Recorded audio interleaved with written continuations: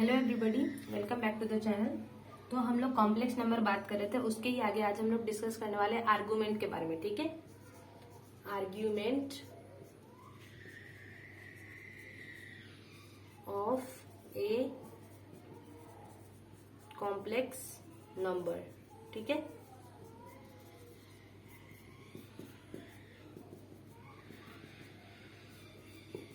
Okay. तो सबसे पहले हम लोग डिस्कस करेंगे कि जो हमारा कॉम्प्लेक्स नंबर होता है, ठीक है, जैसे कॉम्प्लेक्स नंबर में क्या होता है, z equal to x plus i y. इसे डिनोट करने के लिए, मतलब इसे रिप्रेजेंट करने के लिए जो जिस प्लेन पर हम लोग काम करते हैं उसे हम लोग क्या कहते हैं, कॉम्प्लेक्स प्लेन कहते हैं। कॉम्प्लेक्स प्लेन, कॉम्प्लेक्स प्लेन या फिर आर्गेंट प्लेन या फिर गॉसियन प्लेन।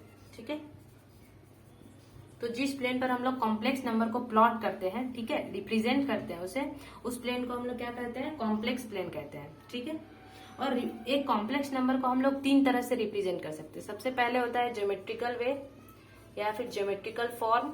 ठीक है, दूसरा हो जाता है आपके पास वेक्टोरियल फॉर्म, वेक्टोरियल फॉर्म, और तीसरा हो जाता है क्या, पोलर फॉर्म। ओके, तो हम लोग आज बात करने वाले हैं ज्योमेट्रिकल फॉर्म की। ठीक है, तो ज्योमेट्रिकल फॉर्म में क्या होता है कि जैसे हमारा ये प्लेन हम लोग ड्रॉ किए, y, y dash, x, x dash. ठीक है, तो हम लोग जानते हैं कि ये हमारा क्या है, फर्स्ट क्वाड्रेंट है, ये हमारा सेकंड क्वाड्रेंट है, ये हमारा थर्ड क्वाड्रेंट है, और ये हमारा क्या है, फोर्थ क्वाड्रेंट है। ठीक है, तो इसके अकॉर्डिंगली हमारा आर्गुमेंट जो होता है वो चेंज करता है। तो सबसे पहले हम लोग देखते हैं कि आर्गुमेंट होता क्या है। जैसे अगर हम यहाँ पर इस कॉम्प्लेक्स प्लेन में एक पॉइंट ले लेते हैं पी एक्स वाई, ठीक है, और इसकी डिस्टेंस ओरिजिन से क्या है, ओपी, तो ये यहाँ से एक परपेंडिकुलर ड्रॉ होगा, ये हो जाएगा आपका y का वैल्यू और ये हो जाएगा x कोऑर्डिनेट का। ठीक है, तो ये जो हमारा थीटा बनेगा यहाँ पर, ठीक है, ये जो थीटा एंगल बनेगा, ठीक है, यही हमारा क्या होता है, आर्गुमेंट होता है। ओके, ये जो थीटा होता है ना, यही हमारा क्या है, आर्गुमेंट ऑफ जेड।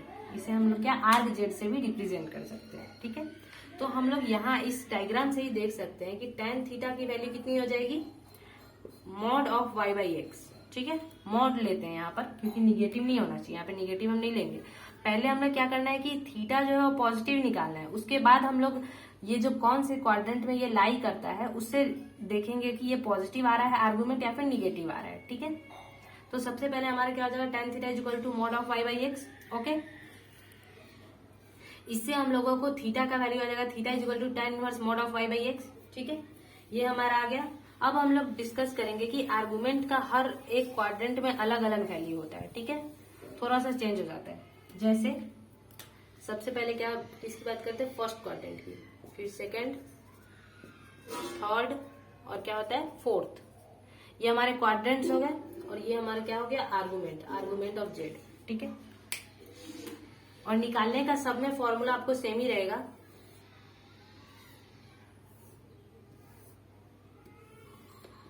जो फॉर्मूला हम लोग यूज करेंगे वो सब में सेम ही रहेगा, that is tan theta is equal to mod y by x, tan theta is equal to mod of y by x, tan theta is equal to mod of y by x, tan theta is equal to mod of y by x. ठीक है, तो अब जब हमारा first quadrant रहेगा, first quadrant का मतलब क्या हुआ, फर्स्ट क्वाड्रेंट का मतलब हुआ x जो है, जैसे हमारा जो सबसे पहले कॉम्प्लेक्स नंबर क्या है हमारे पास, z is equal to x plus i y है। ठीक है, तो x भी ग्रेटर देन 0 हो और y भी ग्रेटर देन 0 है, तो ये किस क्वाड्रेंट में लाई करेगा, फर्स्ट क्वाड्रेंट में लाई करेगा। ठीक है, और इस केस में हमारा आर्गुमेंट क्या हो जाएगा, अल्फा, अल्फा मतलब यही थीटा।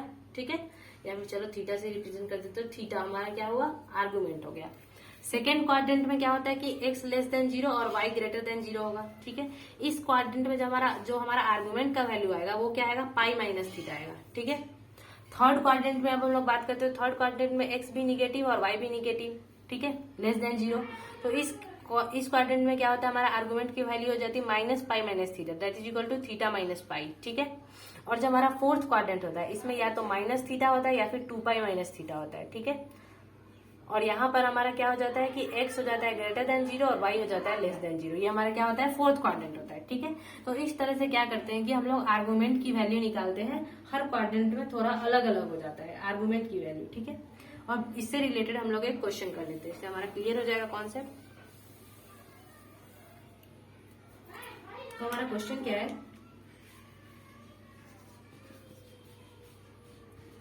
1 plus i√3। ठीक है, ये हमारा क्या है, कॉम्प्लेक्स नंबर दिया है और इसका हमें मॉडुलस और आर्गुमेंट निकालना है। ठीक है, तो मॉडुलस निकालने का तो फॉर्मूला हम लोग जानते हैं, √x² प्लस y² होता है।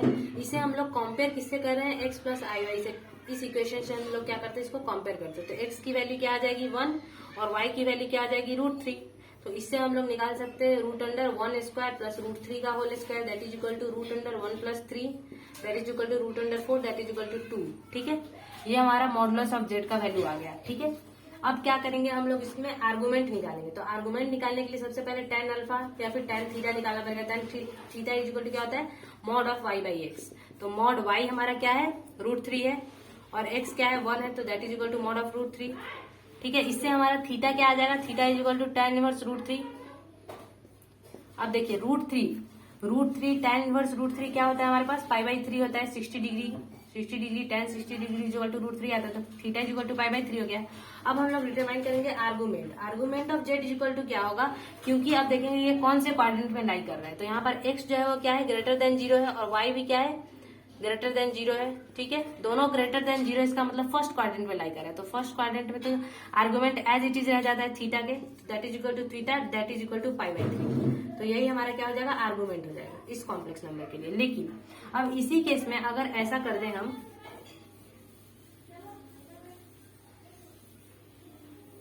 अगर इसी केस में हम यहाँ पर एक निगेटिव साइन लगा दें। ठीक है, अगर हम यहाँ पे एक निगेटिव साइन लगा देंगे तो मॉड की वैल्यू तो सेम ही रहेगी 2, लेकिन हमारा जो आर्गुमेंट होगा और यहाँ tan थीटा से जो हमारा थीटा आएगा, tan theta is equal to क्या होगा, mod of √3 by -1 that is equal to minus of √3 that is equal to √3। इससे थीटा का वैल्यू क्या हो गया, π/3। ठीक है, लेकिन यहाँ पर आर्गुमेंट की वैल्यू चेंज हो जाएगी, argument of z is equal to क्या हो जाएगा, π-θ हो जाएगा, क्योंकि ये जो कॉम्प्लेक्स प्लेन है वो सेकंड क्वाड्रेंट पे लाई कर रहा है। कैसे पता चला कि सेकंड क्वाड्रेंट पे लाई कर रहा है, क्योंकि यहाँ पर देखिए x जो है वो -1 है। ठीक है, -1 लेस देन 0 है और √3 जो है वो ग्रेटर देन 0 है, मतलब x जो है वो लेस देन 0 है, y जो है वो ग्रेटर देन 0 है। ठीक है, तो ऐसे केस के लिए हमारे पास कौन सा क्वाड्रेंट था, सेकंड क्वाड्रेंट था। ठीक है, सेकंड क्वाड्रेंट था, सेकंड क्वाड्रेंट में ये लाई कर रहा है। सेकंड क्वाड्रेंट में हमारा आर्गुमेंट का फॉर्मूला क्या होता है, π-θ दैट इज इक्वल टू π-θ क्या है, π/3 that is equal to 3π minus π/3 that is equal to 2π/3। तो हमारा आर्गुमेंट क्या आ जाएगा, 2π/3 आ जाएगा। ठीक है, इस तरह से क्या करते हैं हम लोग, आर्गुमेंट को फाइंड आउट करते हैं। और मॉडुलस का हर सिचुएशन में सेम ही फॉर्मूला रहता है, that is √x² plus y²।